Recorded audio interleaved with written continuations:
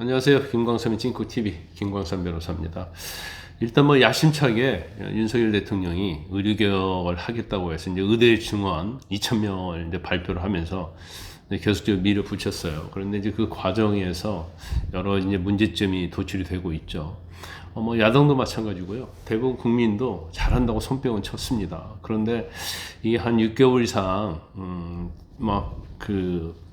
진행이 되면서 굉장히 많이 피로감을 느끼고 있고, 또 생각보다 또 인턴 레지던트 전공의들 돌아오지 않고 있으면서 의료개혁 자체가 필수 인력과 관련된 부분이었는데, 오히려 이제 필수 의료 분야가 더 힘들어지는 이런 상황이 됐어요. 그래서 이번 추석 명절에는 정말 의료 대란이 일어나는 게 아니냐, 다들 이제 불안해하고 있거든요.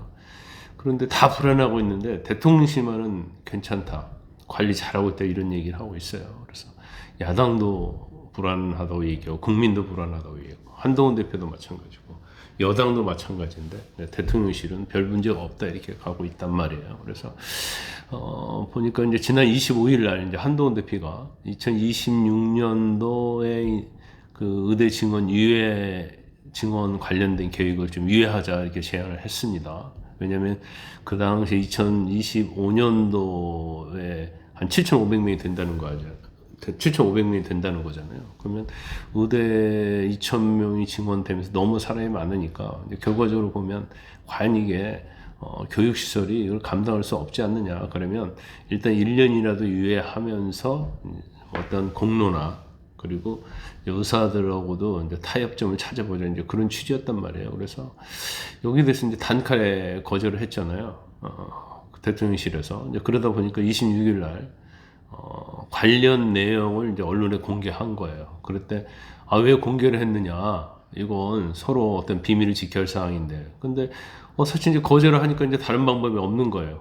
그러다 보니까 26일 날 이제 관련 내용을 제가 볼 때는 한동훈 측에서 공개했다고 보고, 또 27일 날 한동훈 대표가 SNS에 더 대안이 있으면, 더 좋은 대안이 있으면 좋겠다 이 말을 했는데, 이제 말은 더 좋은 대안이 있으면 좋겠다고 했는데 언론에서는 어떻게 쓰냐면, 더 좋은 대안이 있으면 대통령실에서 내놔봐라, 이제 마치 그렇게 반기를 들면서 도전하는, 이제 그렇게 또 언론을 썼더라고요.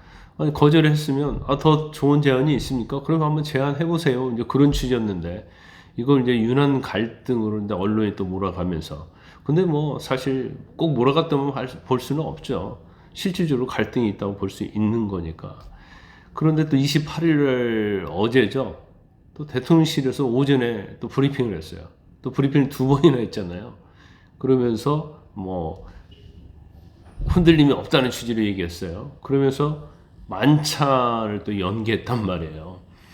그러면 만찬이라는 것이 그냥 밥만 먹자고 하는 건 아니잖아요. 밥을 먹으면서 정책이랄지 여당과 정부가 어떤 협치를 할 것인지 그런 것을 얘기하는 거 아니에요. 또 만찬장에서는 아마 가장 중요한 것이 의료 대란이었을 거예요.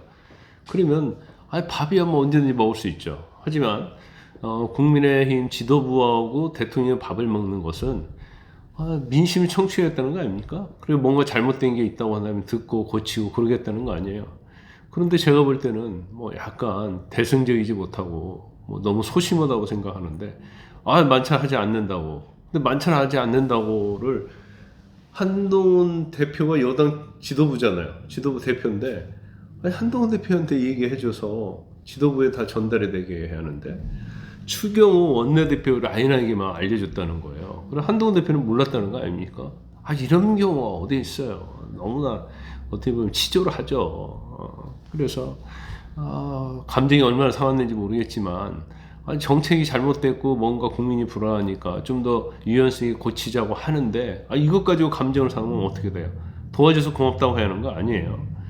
그러다 보니까 이제 유난 갈등이 그게 다르다 이렇게 많은 언론에 쓰고 있고, 또 뭐 한동훈 대표가 이제 마이웨이는 게 아니냐. 근데 이대로 가면 사실은 대통령, 정부, 국민의힘까지 같이 공멸할 가능성이 크다고 봐요.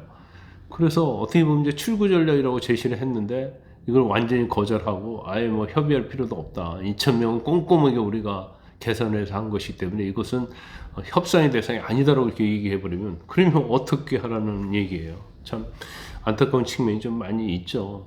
또 신문 사설을 보니까 대부분이 뭐 동아, 조선, 중앙 이런 데 보니까 굉장히 양비론적 시각이 강하더라고요. 이제 대통령이 너무 소통을 안 한다는 거하고 한동훈 대표는 왜 언론에 보도를 하고 일방적으로 그러게 해서 자기 정치하는 게 아니냐. 그런데 아니 사전 조율을 하기 위해서 던져준 거잖아요. 근데 그냥 단칼에 거절했어요. 그럼 더 이상 어떻게 해요? 또 물밑조율을 하자고 막 해요. 거절하는 사람은 또 어떻게 계속 물밑조율을 하자고 합니까? 결과적으로 같이 공멸하지 않기 위해서는 정면 승부를 해야 하는 거죠.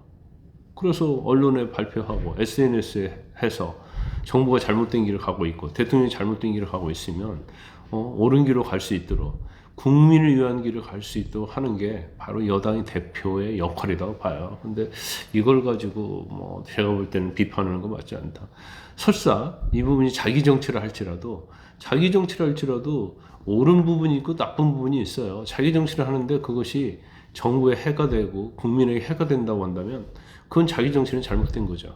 하지만 자기 정치를 하는 것 자체가 선한 영향력을 미친다고 한다면 그런 자기 정치는 얼마든지 우리가 수용하고 박수를 칠 수 있다 이렇게 보입니다. 그런데 전체적으로 제 주위도 마찬가지고 언론도 마찬가지고 민심은 한동훈 대표의 편인 것 같습니다. 오늘 어디에 나와 있는 라디오 프로그램 보니까 박주현 의원도 한동훈 대표 잘하고 있다고 칭찬하더라고요. 또 이재명 대표도 그런 얘기를 했잖아요. 우리가 뭐 증언 유예, 그러니까 의대 증언 유예, 한동훈 대표 의대 증언 유예 주장에 대해서 이건 불가피한 대안이 될 수 있다 이렇게 얘기를 하고 있단 말이에요. 그럼 야당도 뭐 한동훈 대표에게 힘을 실어주고 있고 국민도 힘을 실어주고 있고 언론도 힘을 실어주고 있잖아요. 그런데 대통령만이 뭐 마이웨이를 가겠다. 참 어려운 얘기예요. 오늘 뭐 브리핑을 하는 걸 내가 초반만 봤는데 또 뭐 본인의 어떤 성과에 대해서 말씀을 많이 하시더라고요. 근데 국민들은 성과를 듣고 싶은 게 아니거든요. 지금 문제 있는 거에 대한 해법을 듣고 싶은 거예요. 아마 뭐 중간에 해법에 대해서 얘기를 했을 텐데 어떤 해법이 나왔는지를 모르겠어요. 그건 제가 나중에 체크해서 알려드리도록 하겠습니다. 어쨌든 간에 정말로 걱정이 많이 됩니다.